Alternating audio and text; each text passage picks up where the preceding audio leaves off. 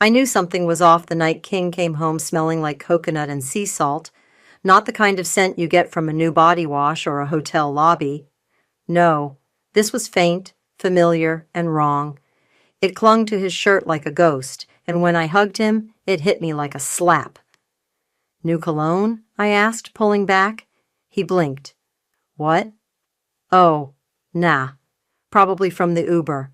Driver had one of those little tree things." I nodded like I bought it. Like that made sense.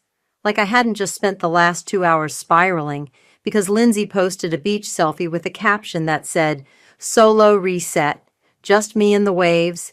But in the reflection of her sunglasses, barely visible, but there, it was him. King. His stupid gold chain and that faded Lakers cap I begged him to throw out. "My name's Christine. I'm 34, and I used to think I was smart. I used to think I could trust my instincts. But when your entire family looks you in the face and tells you you're imagining things, you start to wonder if maybe you are." "Babe, you good?" King asked, tossing his keys onto the counter. "Yeah, just tired," I said, walking past him to the kitchen. My hands were shaking, so I grabbed a wine glass to give them something to do.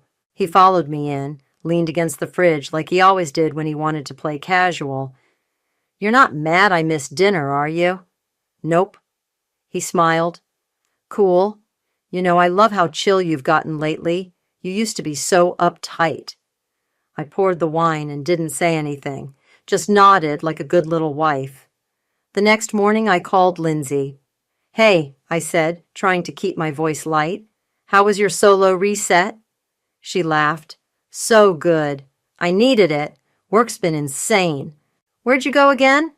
"Santa Barbara. Just a quick thing. Spa, beach, you know." "You drove?" "Uh-huh. Why?" "Just wondering. I saw a guy in the background of one of your pics. Looked like King." Dead silence. Then a laugh. "What? Girl, no. Are you serious?" "I mean, it looked like him?" "Oh my God, Christine, you're being paranoid again." There it was. Again. I swallowed. "Sorry, never mind." "No, it's fine. I get it. After everything you've been through, it makes sense you'd be a little sensitive." I hung up a few minutes later and sat on the edge of the bed, staring at the carpet. Sensitive. That's what they always said when I asked questions. Sensitive, emotional, dramatic. I called my mom next. "Do you think it's weird Lindsay went on a trip and didn't tell anyone who she was with?" "She said she went alone," Mom said flatly. "I know, but—" "Christine," she cut me off, "you've always had abandonment issues. You see betrayal where there is none." I bit my cheek. "I just think something's going on." "Well, if there is, I'm sure it's nothing serious. Don't drive yourself crazy." That night, I started a journal. Nothing poetic, just bullet points, times, dates, screenshots. I needed something solid, something that couldn't be twisted or dismissed. March 3rd, King said he was in Sacramento. Lindsay posted a pic from a rooftop bar in LA. Same skyline, same night. March 10th, King's car smells like coconut. Lindsay's new lotion is coconut scented. I asked her at brunch. March 15th, found a pink hair tie in King's glove compartment. I don't wear pink. I didn't tell anyone I was keeping track, not even Shanice, my best friend. Not yet. I needed more. I needed to be sure. A week later, I was at Delilah's house for family dinner. Everyone was there. Mom, Dad, King, Lindsay, Spencer. I watched them all carefully. Watched how King and Lindsay avoided eye contact. Watched how Mom kept steering conversations away from me. Watched how Delilah kept checking her phone like she was waiting for a cue. "You've been quiet," Dad said, passing me the mashed potatoes. "Just tired," I replied. "Still not sleeping well?" Mom asked, her voice all concerned sugar. I nodded. She reached over and patted my hand. "You should really talk to someone, maybe go back on something. You were doing so well before." I smiled. "You're right." King looked at me then, really looked, like he was trying to figure out if I'd taken the bait. I excused myself after dinner and went to the bathroom. Lindsay's purse was on the counter. Open. I peeked in. Lip gloss. Keys. A folded receipt from a hotel in Santa Barbara. 2 nights. 1 king bed. I snapped a photo with my phone, put it back exactly how I found it, and walked out. That night I sent Shanice a text. "Can we talk?" She called me immediately. "What's going on?" "I think King is cheating on me." There was a pause. "With who?" I hesitated. "Lindsay." Silence. "Christine?" "I know how it sounds." "Do you have proof?" "Not yet." "Then get it." I sat in the dark after we hung up, scrolling through Lindsay's Instagram again. I zoomed in on the beach photo. His reflection was clear now. The cap, the chain, the shape of his jaw. I saved the image and added it to the folder I labeled Truth. I wasn't crazy. I wasn't sensitive. I wasn't imagining things. They were just really good liars. I showed Lindsay the photo on my phone without saying a word. She blinked, lips parting. "What is this?" "You tell me." She stared at the image, her sunglasses, the faint reflection of King behind her. Her face twisted. "That's not him." "Really?" I tilted the screen. "Because that looks like his Lakers hat, the one he swears is lucky." "You're being insane," she snapped, stepping back like I'd slapped her. "You always do this. You spiral and then drag everyone down with you." "I'm asking a simple question." "No, you're accusing me. Again!" Her voice cracked. "You know how hard I've worked to fix things with you? And now you're throwing this at me?" "Fix what?" I asked, crossing my arms. "You went to Santa Barbara with my husband." "I didn't!" she shouted, tears spilling over. "You're sick, Christine. You need help."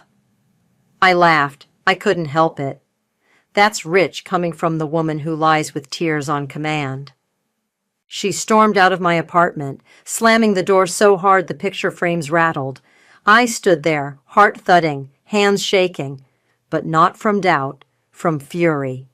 Later that night, I met Shanice at a diner. She slid into the booth across from me, eyeing my face. "You look like you haven't slept." "I haven't." I handed her my phone. She scrolled through the photos, screenshots, timestamps, the hotel receipt. "Damn," she muttered. "Okay, this is bad." I confronted her. "Let me guess. She cried and called you crazy?" "Bingo." She put the phone down. "You need real proof, not just breadcrumbs. You need a loaf." "I don't know how to get it." She sipped her coffee, then leaned in. "I have a guy, ex-cop. Does private work now, mostly cyber stuff, but he's good, discreet." I raised an eyebrow. "You're serious?" "Do I look like I'm joking?" That's how I met Enzo. He showed up at my house 2 days later. Tall, broad, with a voice like gravel, and eyes that didn't blink much. He wore jeans and a plain black tee, like he didn't care what people thought. I liked that. "You're Christine?" he asked. "Yeah." Shanice briefed me. "You want dirt on your husband and your sister." "Proof. I want proof." He nodded. "You got money?" "Yes." "Then I got time." We sat at the dining table. I handed him a folder with everything I'd collected, photos, dates, notes. He flipped through it quickly. "Smart. Most people wait until it's too late." "I want to stay quiet until I'm ready." "Good. I'll start with phone records, hotel surveillance, GPS data. Give me a week." He stood to leave and paused at the door. "You sure you want the truth?" I didn't answer. He nodded like he already knew. A week later, I was at work when the email came through. Subject line, delivery. I locked my office door before opening it. There were 6 photos, King and Lindsay, checking into a hotel, holding hands, her head on his shoulder, him kissing her neck in the elevator. The timestamp? June 17th, our anniversary weekend. The weekend he told me he had a business retreat in Napa. I stared at the screen until my eyes burned. Then I forwarded the email to my personal account and deleted it from work. That night, I printed the photos and laid them out on my bed. I sat there for a long time, just looking, studying their faces, the way they smiled, how comfortable they looked, how smug. The next morning I called my mom. "I want to talk," I said. "Of course. Come by." I walked into her house like I wasn't holding a grenade in my purse. She made tea, sat across from me like everything was normal. "I think I owe Lindsay an apology," I said softly. Her eyebrows lifted. "Really? I've been paranoid, and I realize now I've been projecting." She smiled. "That's very big of you, Christine. I just want peace." She reached across the table and squeezed my hand. "We all do." I smiled back. Then I went to Lindsay's apartment. She opened the door with a cautious look. "What do you want?" "To say I'm sorry." She blinked. "Why?" "I was wrong. About the beach trip. About the photo. I let my fears get the best of me." She stepped aside slowly, letting me in. We sat on her couch. She looked at me like she was waiting for the punchline. "I'm trying to be better," I said. "More mature. I want to move forward." She nodded, eyes darting. I leaned in. "Tell King I said the same." She flinched. I smiled. "I'll see you at family dinner Sunday." When I got home, I called Enzo. "Keep digging," I said. "You got it." Then I called my lawyer. "I'm ready to start the paperwork."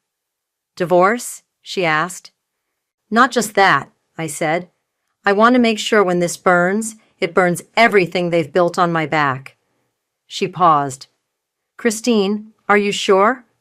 "I've never been more sure of anything in my life." Family dinner that Sunday was at Delilah's house. Her kitchen always smelled like garlic and wine, and her fake laugh echoed through the halls like a ringtone you couldn't turn off. I walked in holding a bottle of wine and a smile that wasn't mine. "Christine," Delilah chirped, air kissing my cheek. "You look amazing, so much more relaxed." "I've been meditating," I lied. King was already there, sitting close to Lindsay on the couch, not touching, but close enough to make my stomach twist. He looked up at me and smiled like nothing was broken. "You want a drink?" he asked. "Sure," I said, handing him the wine. "Open this for me?" He nodded and walked to the kitchen. Lindsay followed, brushing past me without a word. I turned to Spencer, who was pretending to scroll through his phone. "Hey!" He looked up, startled. "Hey, you good?" "Great." He nodded, eyes darting away. We sat down for dinner. Mom, Dad, Delilah, Spencer, King, Lindsay, and me. The table felt too small, too loud. Mom poured wine like it was holy water, smiling at me like we were best friends. "So," she said, "how's work?" "Busy," I replied. "Still at the firm?" Dad asked. "For now." Delilah jumped in. "Lindsay's boutique is doing great. She just got a new investor." I raised an eyebrow. "Oh?" Lindsay smiled, all teeth. "Yeah, someone who really believes in me." King smirked into his glass. I cut my steak slowly. "That's amazing. I hope it's someone you trust." "Of course," she said, not looking at me. I waited until dessert to drop the bait. "I've been thinking a lot lately," I said, setting down my fork, "about forgiveness." The table went still. "That's good," Mom said carefully. "I think I've been too harsh, too suspicious. I want to be better." "That's very mature of you," Dad added. King reached for my hand. "I'm proud of you." I let him take it. "Thanks." Then I looked at Lindsay. "I forgive you." She froze. "For what?" I tilted my head. "You know." Delilah cleared her throat. "Maybe we should—" "No," I said. "Let's be honest. It's exhausting pretending." Lindsay laughed nervously. "Christine, I don't know what you're talking about." I leaned back. "I forgive you for sleeping with my husband." Silence. King coughed. "Okay, that's not funny." "I'm not joking." Mom stood. "Christine, enough." "No, really, it's fine," I said, smiling. "I've made peace with it." Dad looked like he wanted to disappear into his chair. Spencer stared at his plate. I just want to move forward, I said. No more secrets. King shook his head. This is ridiculous. You're right. I stood and raised my glass. To family, the ones who lie to your face and smile while doing it. I clinked my glass against Lindsay's. She didn't move. Later, as we were leaving, Mom pulled me aside. What are you doing? Being honest. You're making things worse. I leaned in. How long have you known? She stiffened. Excuse me? You heard me. She looked around, then whispered. It's complicated. How long? She sighed. A few months, maybe more. I stepped back. And you didn't tell me. We didn't want to hurt you. I laughed. You didn't want to deal with me. You always overreact. I nodded slowly. Right. This is my fault. Christine? No, I said, voice low. You all knew, and you let me sit at that table like a fool. We thought it would be easier if you didn't know.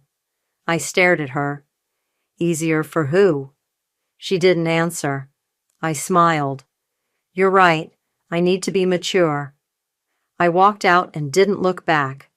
The next day, I met with my lawyer. I want a file, I said. Adultery? And financial misconduct. She raised an eyebrow. Do you have proof? Working on it. We went over the paperwork, line by line. I signed every page with steady hands. That night, I called Enzo. I need you to look into King's finances. Already started, he said.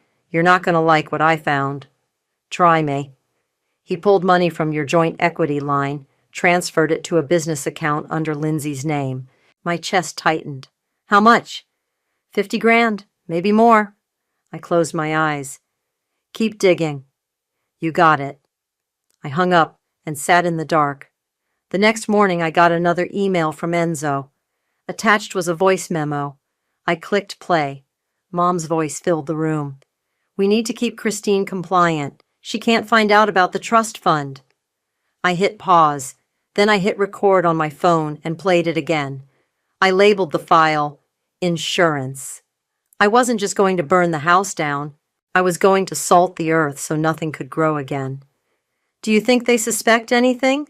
Shanice asked, popping a grape into her mouth. We were sitting in my car outside the boutique Lindsay opened 2 months ago. The one I now knew was funded with my money. No, I said. They think I've surrendered, that I'm finally the quiet, broken version of myself they've always wanted. She looked at me. You're scary when you smile like that. I'm just tired of being polite. Inside the boutique, Lindsay was laughing with a customer, flipping her hair like she hadn't stolen my husband, like she wasn't living off money siphoned from my mortgage. You really gonna go through with it? Shanice asked. I handed her my phone. Listen. She pressed play. My mother's voice filled the car again. We need to keep Christine compliant. She can't find out about the trust fund. Shanice's eyes widened. You serious? Dead. Damn, she muttered. This is a whole soap opera. No, I said. It's a crime scene. I kept up the act for 3 more weeks. Family dinners, texts to King, even a fake couples therapy appointment where I let him ramble about how hard it was to be misunderstood. You're so strong, he said, reaching for my hand. Most women would have left. I smiled. I'm not most women. Meanwhile, Enzo was working overtime.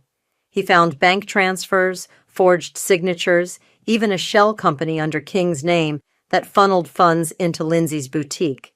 Want to press charges? He asked. Not yet, I said. I want to make it public first. Messy, he warned. Good. At the next family dinner, I brought Shanice with me. Just for support, I told them. She's been helping me heal. Mom lit up.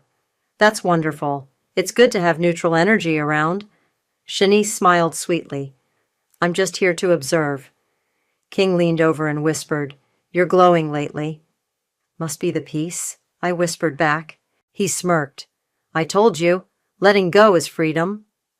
I nodded. And clarity is power. Later that night, Enzo sent me a spreadsheet. Every dollar King had taken, every deposit into Lindsay's boutique, every forged document. At the bottom was a note. You've got enough for fraud, theft, and breach of fiduciary duty. Want to go nuclear? I replied, yes. The next day, I booked the restaurant. High-end private dining, full staff. I told my family it was for my birthday. I want us all together, I said. No drama, just love. They all agreed. Of course they did. They thought I was finally broken enough to play nice. I met with the restaurant manager in person.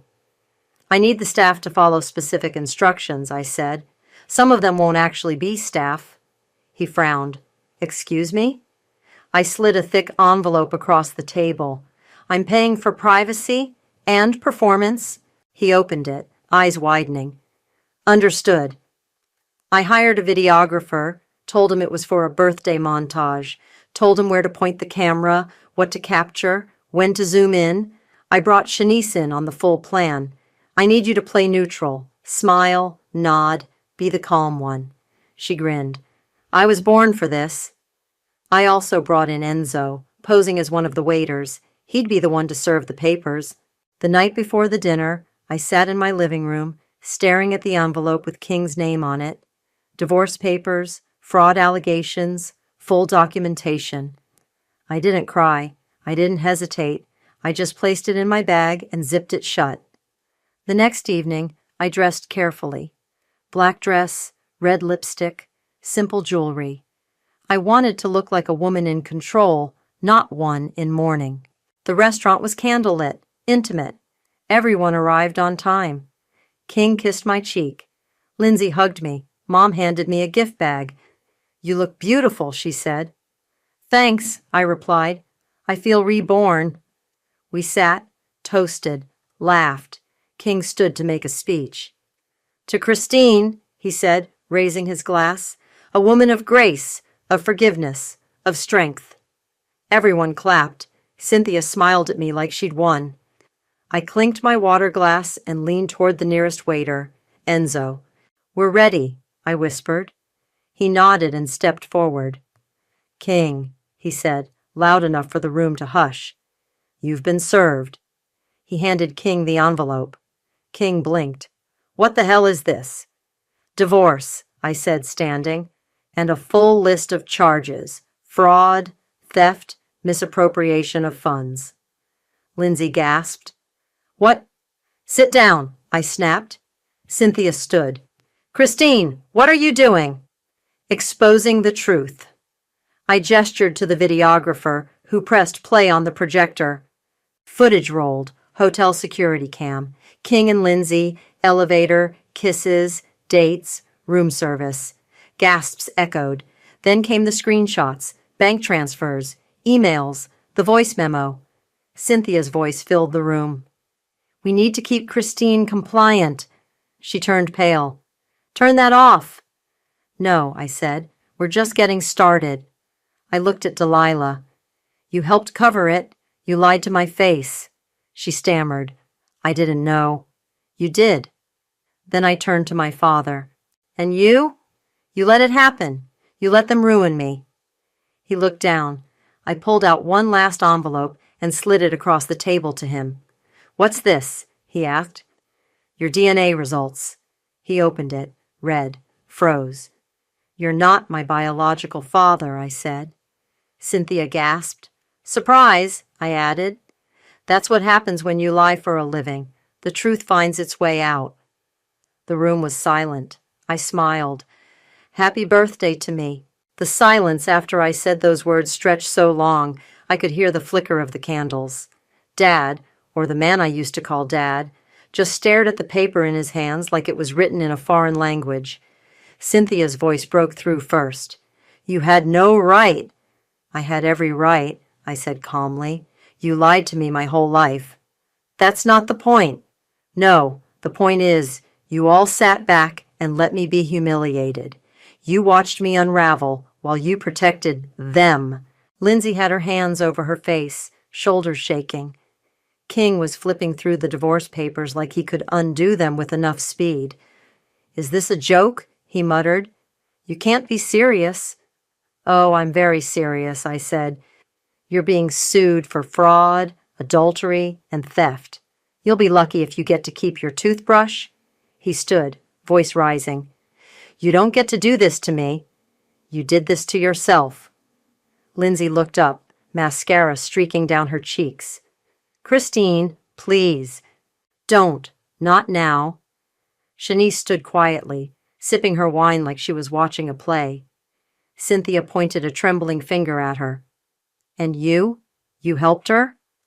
Shanice raised her eyebrows. I helped her survive. Delilah slammed her hand on the table. This is sick. You planned this? Every detail, I said, even the seating chart. Spencer finally spoke. We should all calm down. Spencer, I said, you knew, and you said nothing, so sit down and shut up. He sank back into his chair. The projector screen behind me flicked to the final slide. Bank statements, boutique records, and a notarized document showing King had funneled $60,000 from our joint equity line into Lindsay's business account. I turned to Lindsay. You owe me 60 grand. She shook her head, whispering, I didn't know. He said it was a gift. You knew. You just didn't care. King's voice cracked. You're blowing up your whole life for what? Revenge? No, I said. For truth. For closure. For me. A man in a navy suit stepped forward from the corner of the room. King Walsh? King blinked. Who the hell are you? I'm with the state's Financial Crimes Division. We'd like to ask you a few questions about the funds transferred from your wife's equity account. Cynthia gasped. You brought the police? Not yet, I said, but they're watching, and they're very interested in your trust fund, Mom.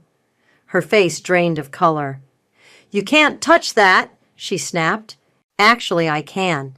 Turns out, when you use a trust to hide assets and manipulate your adult child, the law has something to say about it. Dad finally spoke. Christine, this is going too far. I looked at him. You're not even my father. You don't get a vote. He flinched. The man from Financial Crimes handed King a card. We'll be in touch. He left, and the room stayed frozen in place. Then Shanice cleared her throat. Since we're all being honest, Lindsay, I bought the lease to your boutique last week. Lindsay's head jerked up. What? It's mine now, including the unpaid debts your name's attached to. You'll be hearing from my lawyer. Lindsay stood so fast her chair fell over. You can't do this. You can't just take my life. You took mine, I said, standing too. You took my husband, my money, my family, and you thought I'd just roll over. Tears streamed down her face. I didn't mean to. Save it. King stepped toward me. Christine, look, we can work this out. We can fix this. I laughed. You think this is a negotiation? I made mistakes, okay? But I still love you. You don't even know what love is. He reached for my arm, and I stepped back. Touch me again, and I'll add assault to the list. He froze. I turned to the room. You all lied. You all knew. And you let me drown. No one met my eyes. You taught me silence. You taught me shame. And now I'm teaching you consequences. I walked to the door, Shanice right behind me. King called out, You'll regret this. I paused, looked over my shoulder. No, I said, you will. We stepped into the hallway. The door shut behind us like a final chapter slamming closed. Outside, the air was cool and sharp. I walked to the alley behind the restaurant, leaned against the brick wall, and looked at myself in the mirror of my compact. Red lipstick still perfect. Eyes clear, hands steady. I smiled. Happy birthday to me. The fallout didn't wait until morning. By the time I got home that night, my phone was blowing up. Missed calls from King, Lindsay, Mom, even Delilah, who hadn't called me in months before all this. I didn't answer any of them. Instead, I poured a glass of wine, kicked off my heels, and sat on the couch while Shanice scrolled through social media. Girl, it's already online, she said, holding up her phone. Some blogger posted about the restaurant drama. Someone must have leaked it. I raised an eyebrow. Who? She shrugged. Could have been anyone. That videographer had a long lens, and you know how fast gossip flies in this town. I sipped my wine. Good, let them talk. The next morning, I woke up to a headline. Local boutique owner caught in financial scandal tied to alleged affair with sister's husband. Lindsay's face was right there, under harsh lighting and a crooked smile. King's name was bolded. Mine wasn't mentioned directly, but anyone who knew us could fill in the blanks. I opened my email. Enzo had sent me a new file. Subject, Trust Fund, Final Nails. Inside were scanned documents showing how Mom had moved money from the trust into a private investment account, one that listed King as a silent partner. It was all under the radar, all illegal. I forwarded it to my lawyer. She replied within minutes. This is enough to freeze the fund and open a civil suit. Are you ready? I typed back, light the match. By noon, King called again. I let it ring. Then the texts started. We need to talk. You're ruining everything. I'm sorry, okay? Just stop. Then one from Lindsay. Please, don't do this. I didn't know about the money. I swear. I didn't reply. Instead, I drove to the boutique. The windows were covered in brown paper. A sign said, closed for renovation. But I knew better. Shanice had already started the foreclosure process. The lease was hers. The debt was King's. The dream was over. I stepped inside with her key just to see it one last time. Shelves half-stocked, a rack of overpriced dresses, the smell of vanilla candles trying to cover up desperation. I walked to the back office and opened the drawer Lindsay used to keep her receipts in. There were photos taped to the wall, her and King, smiling, one of them on a boat, one at the beach. I pulled them down, one by one. That afternoon, I got a call from Enzo. You're not going to believe this, he said. Try me. King tried to move some of the funds offshore, but he used a flagged account and it triggered an alert. Is he being investigated? Already is, and now they're watching him closely. He's got a meeting with investigators tomorrow. I smiled. Perfect. That evening I got an unexpected knock at my door. It was King. I didn't open the door fully, just enough to see his face. He looked tired, unshaven, like the weight of everything was finally settling in. Christine, he said, please. I didn't answer. I didn't mean for this to happen. I made mistakes, but this is too far. I stared at him. You loved me once, he said. Doesn't that count for anything? I stepped outside, closing the door behind me. You loved yourself? I said. I just got caught in the crossfire. He reached for my hand. I pulled back. You're not sorry, I added. You're scared. He didn't deny it. Lindsay's a mess, he said. She's not eating. She's crying all day. You've destroyed her. She destroyed herself. She's your sister. No, I said. She was my sister. Now she's just someone I used to protect. He looked at me for a long time. You're not the same woman I married? Thank God. He turned and walked down the steps, shoulders slumped. I didn't watch him leave. The next day, Shanice and I met for lunch. She was grinning before she even sat down. Cynthia's freaking out, she said. She called me. She called you? Apparently she thinks I can talk you down. I raised an eyebrow. And did you? I told her you were busy building your empire. I laughed. Good. She said you're evil, Shanice added. I took a bite of my sandwich. Let her. She also said Josiah moved out. I paused. Really? Yup. Apparently he's been quiet since the DNA reveal. She's losing control. I leaned back in my chair. Took long enough. Shanice looked at me. You okay? I don't know, I said honestly. But I'm free. That night I lit a candle in the living room. The same scent Lindsay used to burn, vanilla and coconut. I watched the flame flicker, then blew it out. I sat in silence, letting the quiet wash over me. Then I walked to the mirror in the hallway, stared at my reflection. No more pretending, no more shrinking, just me. Finally! The boutique was officially shut down by Friday. Shanice sent me a photo, chains on the door, a bright orange foreclosure notice slapped across the glass. The caption read, "And just like that, poof." I didn't reply. I just stared at the screen, then locked my phone and set it face down. An hour later, King showed up at my office.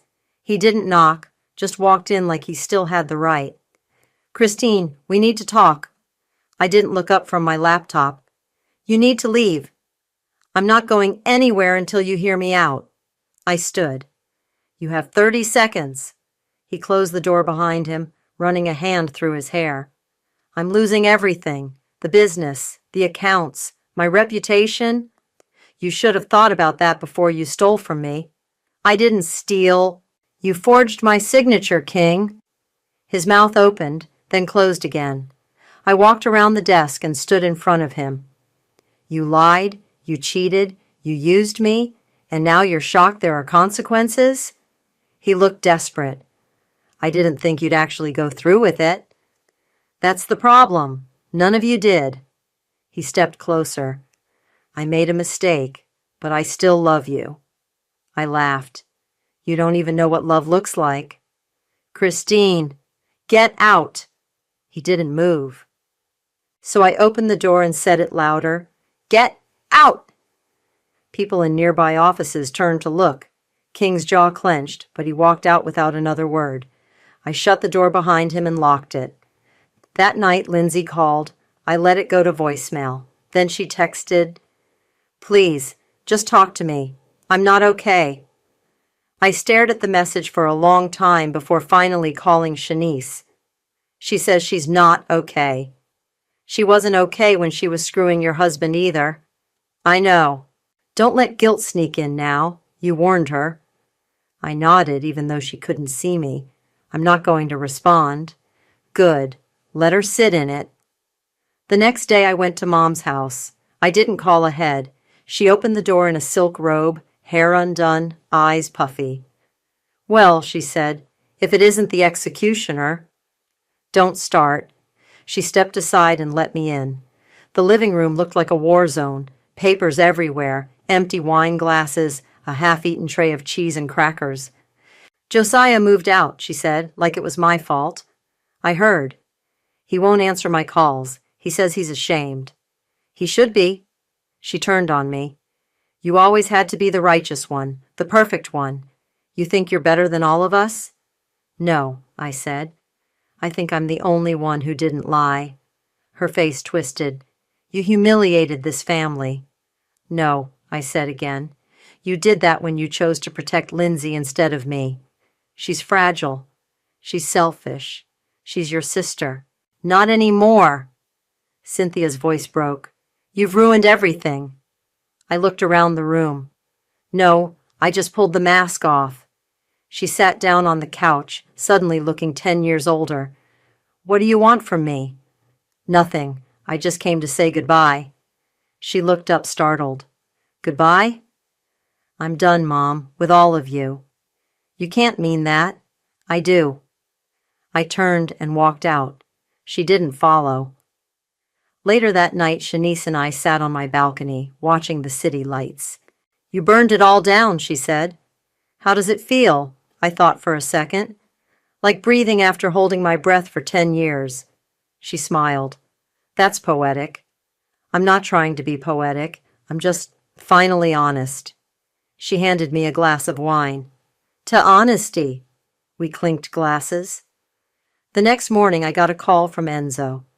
"King's being officially charged, wire fraud, forgery, and misuse of funds." "Good.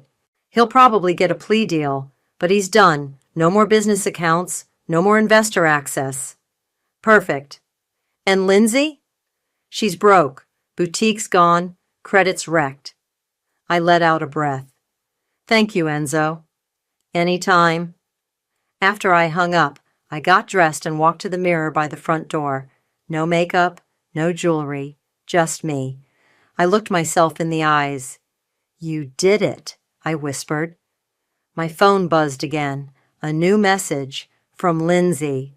"I'm sorry. I didn't know how to stop. I just wanted to feel loved." I didn't reply.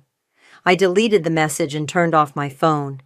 Then I walked outside into the sunlight and didn't look back.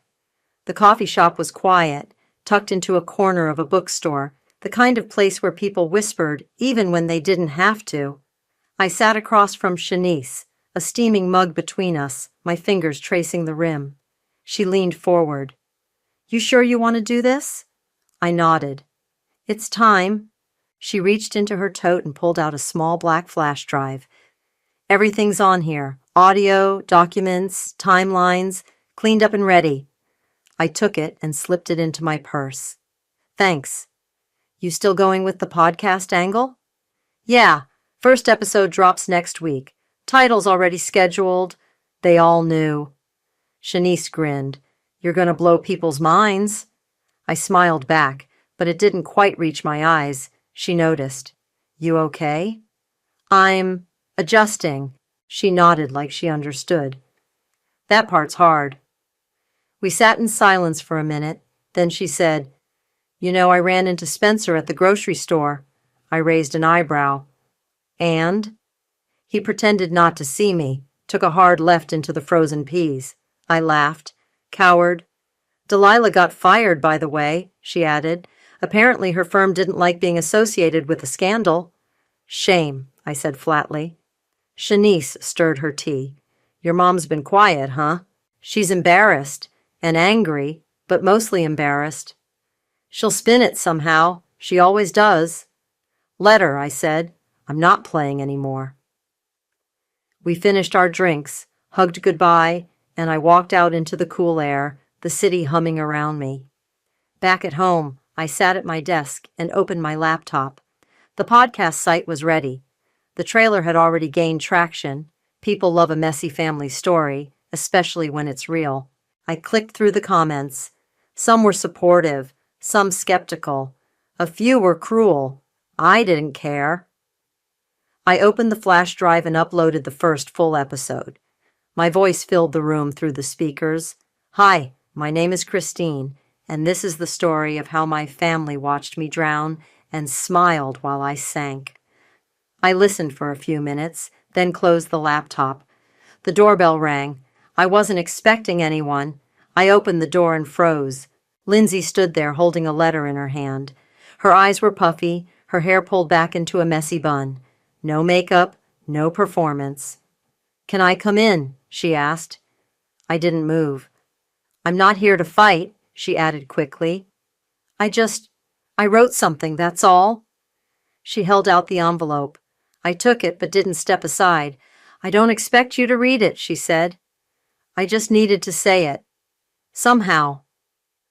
I nodded once. She turned and walked back down the steps, slow and quiet. I closed the door. I didn't open the letter right away.